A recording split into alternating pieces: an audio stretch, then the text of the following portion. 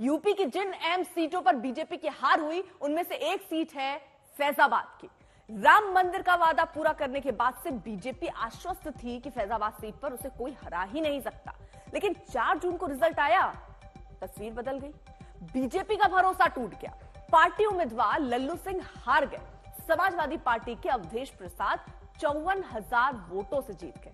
और ऐसे में सवाल है कि आखिर बीजेपी को वहां झटका लगा तो लगा क्यों? बताया जा रहा है कि अयोध्या में राम मंदिर के आगे जाति समीकरण भारी पड़ गया। फैजाबाद में सबसे ज्यादा पासी है, उसी जाति से अवधेश प्रसाद आते हैं। समाजवादी पार्टी ने यही देखकर अवधेश प्रसाद को टिकट थमाया और पार्टी कामयाब हो गई। इसके साथ साथ यादव, मुस्लिम और दलित वोट काफी हद तक इंडिया गठबंधन की ओर शिफ्ट हो गए।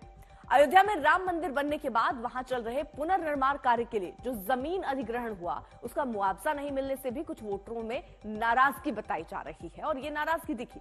अयोध्या में बीजेपी को मिली हार को लेकर विपक्ष लगातार बीजेपी पर हमलावर है। समाजवादी पार्टी और कांग्रेस बीजेपी पर सवाल उठा रही है।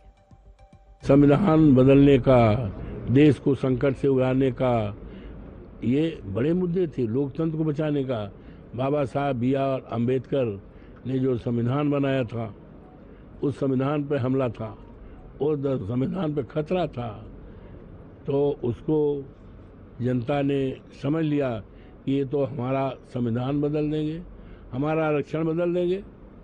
तो उसके लिए मुद्दा तो जबरदस्त रहा है, मुद्दा रहा है, इनके फेलोवर का मुद्दा रहा, इनके निकम्मेपन का मुद्दा रहा। ये झूठी बात करना, आपने अयोध्या वासियों के साथ क्या अत्याचार अन्याय किया आपको मालूम है। वहाँ लोगों के घर मकान तोड़ दिए, औने पौने दाम पर लोगों से घर मकान मुआवजा भी नहीं दिया, जबरदस्ती ले लिया। ऐसे अत्याचार मत करिए।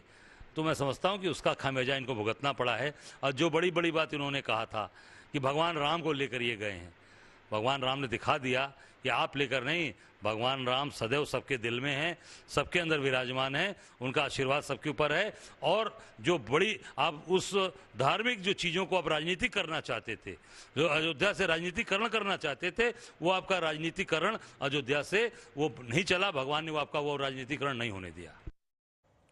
साल भर में दूसरी बार है जब अयोध्या की चर्चा घर घर में हो रही है। पहली बार 22 जनवरी को जब अयोध्या में रामलला की प्राण प्रतिष्ठा हुई, दूसरी बार 24 घंटे पहले जब लोकसभा में यहां बीजेपी को हार का सामना करना पड़ा। यूपी में हुए नुकसान की वजह से नरेंद्र मोदी सरकार इस बार गठबंधन के सहयोगियों के भरोसे है, लेकिन इससे भी बड़ा झटका बीजेपी को अयोध्या में हार से लगा है। भव्य राम मंदिर निर्माण, अभूतपूर्व विकास के बावजूद फैजाबाद सीट समाजवादी पार्टी जीत गई। पूर्व मंत्री, पूर्व विधायक और विधायक, पूर्व विधायक इसलिए बोल रहा हूं, सांसद बनने वाले हो।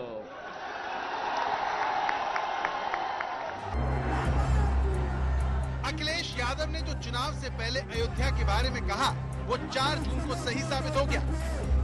सवाल यह है कि राम की नगरी में बीजेपी कैसे हार गए। अवधेश प्रसाद जो अब उस फैजाबाद के सांसद बन चुके हैं जिसमें राम की नगरी अयोध्या आती है, जिस अयोध्या के इर्द गिर्द बीजेपी की पूरी राजनीति टिकी है, वहाँ पर आखिर ऐसा क्या हुआ कि इंडिया गठबंधन का एक उम्मीदवार सीधे सीधे प्रधानमंत्री नरेंद्र मोदी को चुनाव लड़ने की चुनौती देता हुआ सुना गया। माननीय प्रधानमंत्री जी यहाँ से लड़ना चाहते थे। मैं तो सोचता था प्रधानमंत्री जी लड़े तो बहुत अच्छा होगा, वहाँ उनको भी जनता हराएगी। आखिर अवधेश प्रसाद को अपनी जीत का इतना भरोसा क्यों था? वो भी तब जब अयोध्या में रामलला की प्राण प्रतिष्ठा के बाद बीजेपी को यहाँ प्रचंड जीत की उम्मीद थी। बीजेपी को लगता था कि अयोध्या की वजह से उसे इस पूरे क्षेत्र में फायदा होगा, लेकिन कैसरगंज और गोंडा को छोड़कर अयोध्या के आसपास बीजेपी एक तो नहीं बल्कि 15 से ज्यादा सीटें हार गई। यही वजह है कि बीजेपी को सबसे ज्यादा टीस अयोध्या की हार दे रही है। मेरे इन हाथों ने अयोध्या की धरती को राम भक्तों के लहू से लाल लाल होते देखा है। राम भक्तों को मैंने उठाया है, लेकिन क्या दुर्भाग्य है, उसी अयोध्या ने आज समाजवादी पार्टी का सांसद बना दिया। तो बीजेपी जिन्हें रामद्रोही कहती रही, अयोध्या की जनता को राम मंदिर आंदोलन के दौरान कार सेवकों पर गोली चलवाने की याद दिलाकर समाजवादी पार्टी को निशाना बनाती रही। उस फैजाबाद लोकसभा सीट पर वो राम मंदिर की प्राण प्रतिष्ठा के 4 महीने बाद कैसे हार गई, इसकी सबसे बड़ी वजह स्थानीय उम्मीदवार को लेकर नाराजगी बताई जाती है। फैजाबाद में समाजवादी पार्टी के अवधेश प्रसाद को 5,54,279 वोट मिले तो बीजेपी के लल्लू सिंह को 4,99,722 वोट। इस तरह समाजवादी पार्टी ने फैजाबाद की सीट 54,567 वोटों से जीती। बीजेपी की इस हार ने यूपी में 1992 में हुए विधानसभा चुनाव की याद दिला दी, जब बीजेपी को हराने के लिए मुलायम सिंह यादव और काशीराम एक साथ आए थे। वैसी स्थिति इस बार देखने को मिली और अखिलेश राहुल की जोड़ी ने बीजेपी से फैजाबाद की सीट छीन ली। माननीय प्रधानमंत्री जी यहाँ से लड़ना चाहते थे। मैं तो सोचता था प्रधानमंत्री जी लड़े तो बहुत अच्छा होगा, वहाँ उनको भी जनता हराएगी। तो वो तो आए नहीं, हिसाब किताब लगाया, तमाम रिपोर्ट मंगाया तो कहा ये सुरक्षित सीट नहीं है और विपक्ष का जो उम्मीदवार है अवधेश प्रसाद बड़ा जमीनी है, लोकप्रियता है और सब लोग समर्थन करेंगे। 2014 और 2019 में फैजाबाद लोकसभा सीट जीतने वाले लल्लू सिंह पर बीजेपी ने इस बार भी भरोसा जताया और तीसरी बार मैदान में उतारा।